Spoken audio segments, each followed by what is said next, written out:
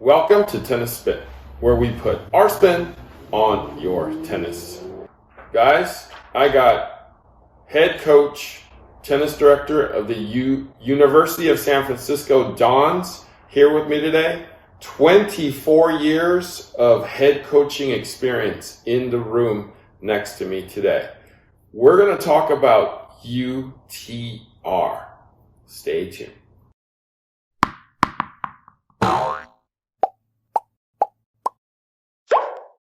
All right, guys. So I want to welcome Coach Peter. Welcome. Thank you so much for joining me. Thank you for having me. So we're going to talk about UTR today.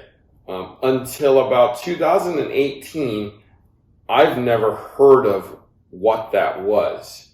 There was obviously a system in place prior to UTR that basically ranked players of all calibers. Coach Peter, what was the kind of universal system before UTR?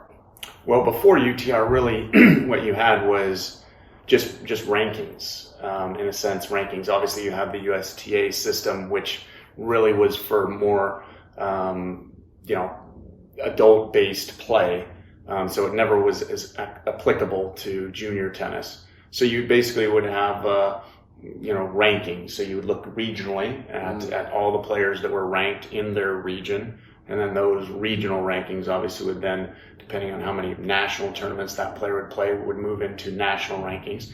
There also was tennisrecruiting.net, which that's was still available today, right? Yeah, it is. And that's another, thing that translated some of the rankings into, in a sense, what basketball and a few other sports were using, which was stars, right. And to blue chip things. So that gave a little bit better idea in using that as to what that level of junior was, whether they were a rising star player, whether they were a blue chip. So that also was a system that in a sense translated a lot of that ranking material for us. Got it. When we speak about college coaches and things like that. Right. So when you do recruiting, though, I mean, when you look at, let's say, a kid from Spain, how did that work? Well, that was one of the whole talking points when we talk about UTR. Part of that development and curiosity of developing a system that was going to be more universal was one of its points.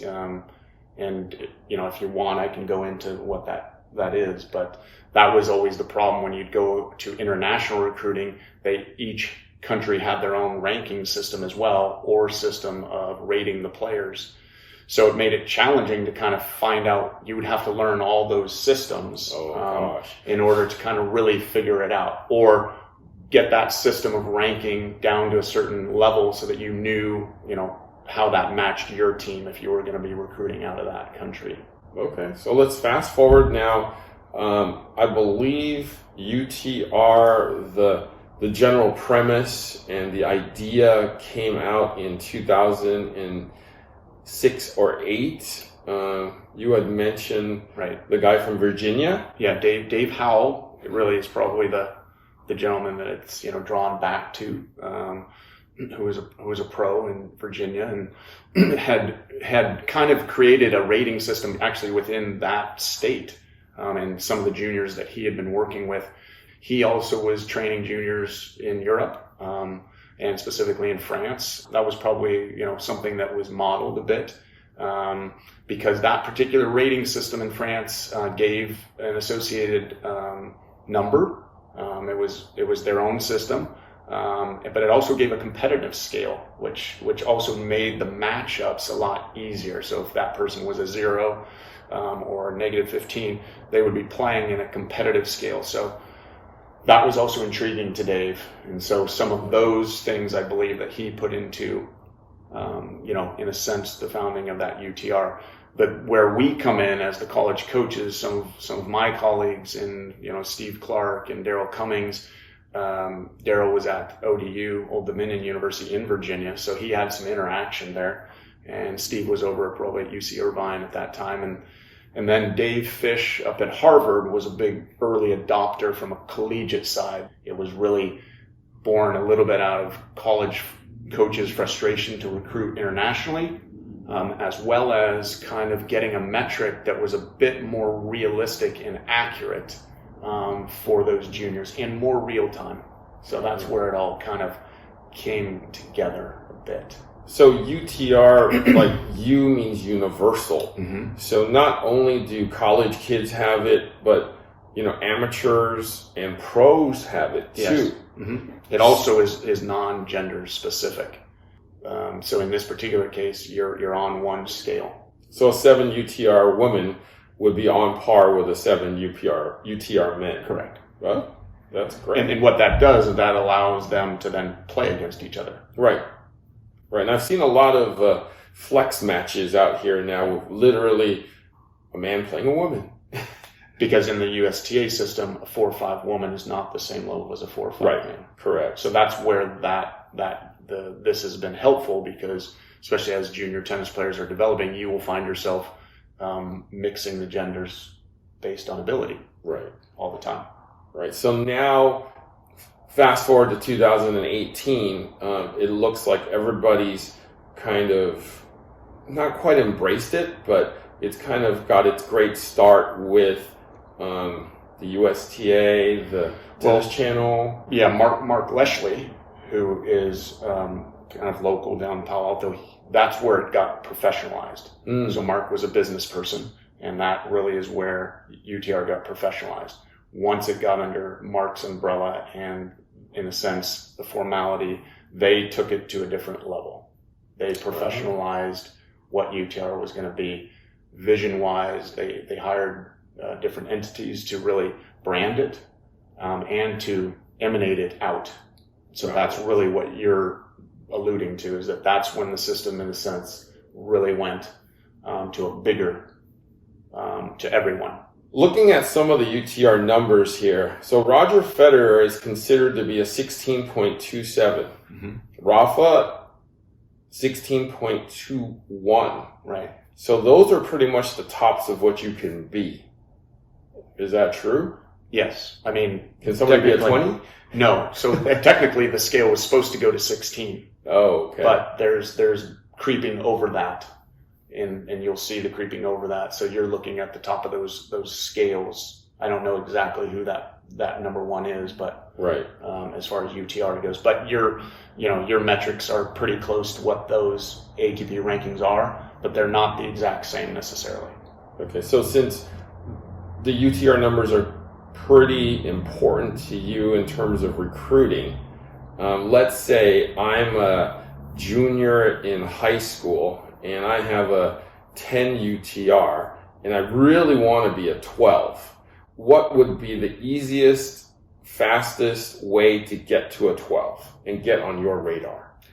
Well, it is tournament play, because one way or another, that is going to get logged into that system. Mm-hmm. So now, again, that big commitment that UTR has made is that they basically internationally took the data from all the various countries. So they're basically just picking off every country, knowing that if they are in that system, that metric that they're working on in the algorithm will be more true.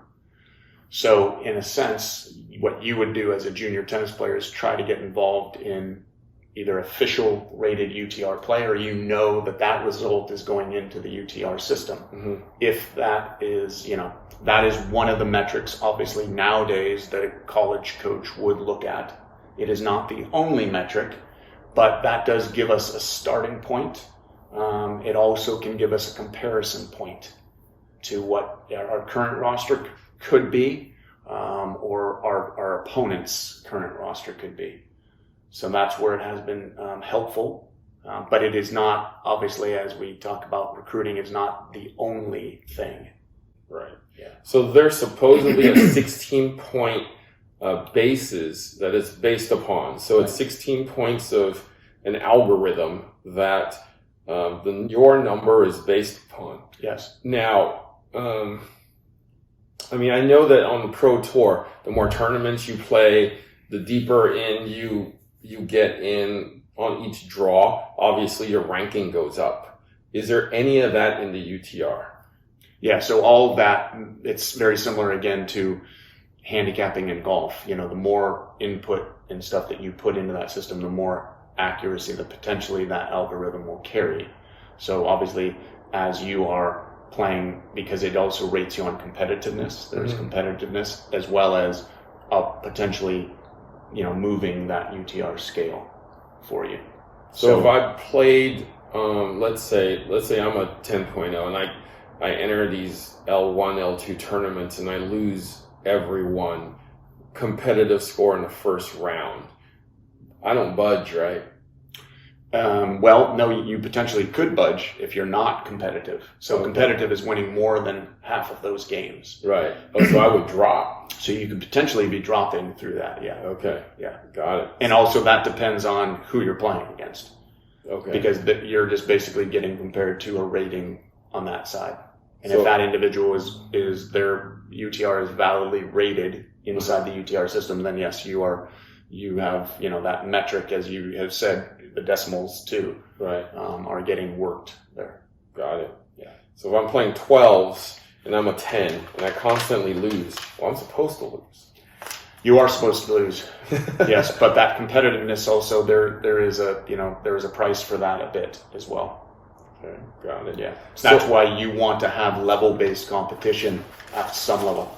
You can't always have that when you're playing college tennis because sometimes you're playing a team and maybe it's a better team or what have you. But generally speaking, the UTR system is helpful because if you entered a tournament, you're going to know what the UTRs of all those other players are. So you can find the competitiveness that you should be competing at, because once you get 1 point above yourself, the probability that you win that match is very unlikely. Okay, so there's one thing that the kids talk to me about a lot, and it's they don't want to affect their UTR ratings. Therefore, if they feel that they're going to lose the match, that they basically say default. So now you're bringing up, yes, now you're bringing up obviously the other side of it. Right. And the other side of it is that, yes, now that there are more accurate numbers, now that there is an actual number associated with you, unfortunately, as we know in junior tennis, you know, it is easier potentially to dodge that particular opponent.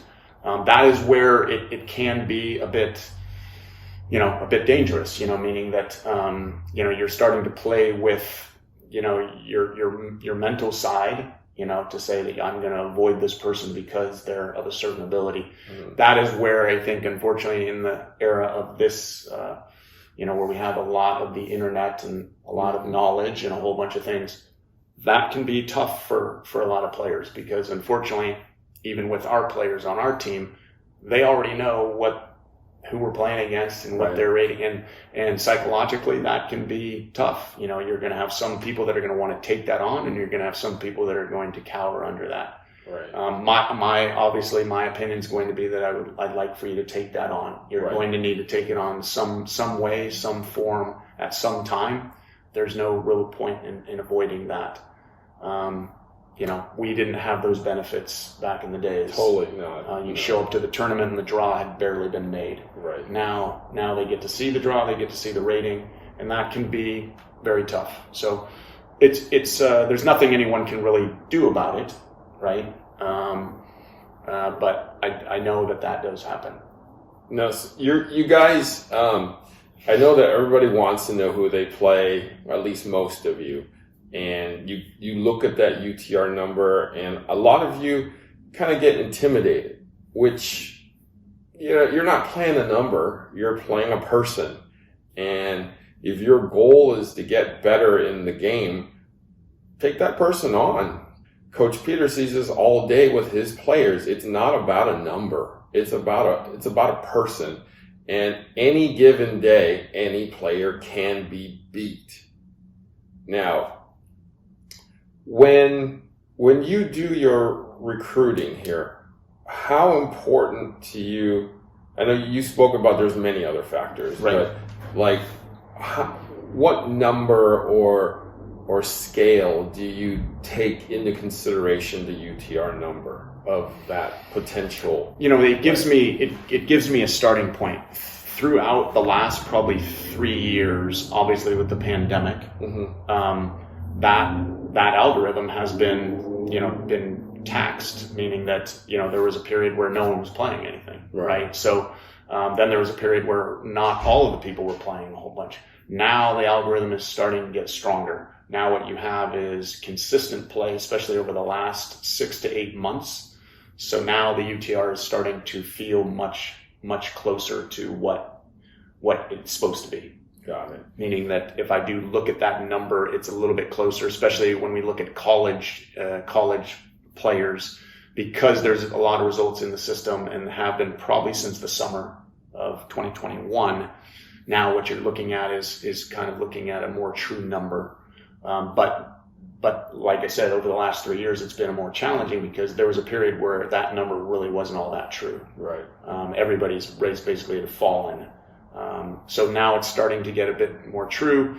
So yeah, I mean, we do look at it. It gives us a little bit of a starting point for that. You also take a young player and you can kind of, possibly associate, that number and say, okay, well, maybe they're going to move up to this number. If they just continue training and continue to play the tournaments, there's an inevitability there. Obviously, every team has a bit of, what they would like to recruit from a UTR side. When we set our lineups, it's not 100% UTR based. The ITA, our governing body, does not mandate that. However, as things get a bit more true, people do look at that UTR as something, as a metric, even in the setting of the lineups. However, it's not mandatory that we use the UTR in that. I never even thought about that, actually. It would make, I mean, on a number scale, that would make total sense that your highest UTR person would be playing number one, and so on. And the problem with that is that you have to understand that the amount of people and obviously foreign players within the college system, not every country, in a sense, is fully up to speed on UTR as well. Got it. And you also, perfect example is the pandemic. There were certain countries that played a lot more tennis and certain countries that didn't play any. So now all of a sudden that UTR, again, some is true and some is not. So I don't know if that will always fully ever get adopted, but I think it's getting closer. It's getting closer. So I think if a coach came up to me and said, oh, well, that girl's the lowest rated UTR player on your team and she's playing such and such, they could use it a bit for evidence, but I don't think they can use it all for evidence. Got it. Yeah. Now, since UTR is universal, I mean, my question is, is it a subscription base? Who pays them? How does it work? It is. It's subscription based. I see. Okay. Yeah. Now that subscription is based on how much information you'd like. So in the case of the college coaches, we have certain subscriptions that allow us a bit more information and a bit more bells and whistles for us to go through. For example, we can compare teams versus lineup. There's also a team UTR piece that allows me to take basically an opposing team, an opponent, and be able to compare the UTRs right next to each other. And that's, as we said here, can be helpful and that can be hurtful because you start, analyzing all the data. And at the end of the day, as you said, it's really just about playing a tennis match. And if I'm playing an opponent that is better than me, I would like to throw some of that out and say, hey, look, like you just mentioned, we're just playing a number here. Right. You're going to have to break out of that one way or another. And you don't want it to cripple the athlete. You would like it to inspire the athlete. Right. But that can also be a heavy conversation with the team to kind of make sure that they understand that.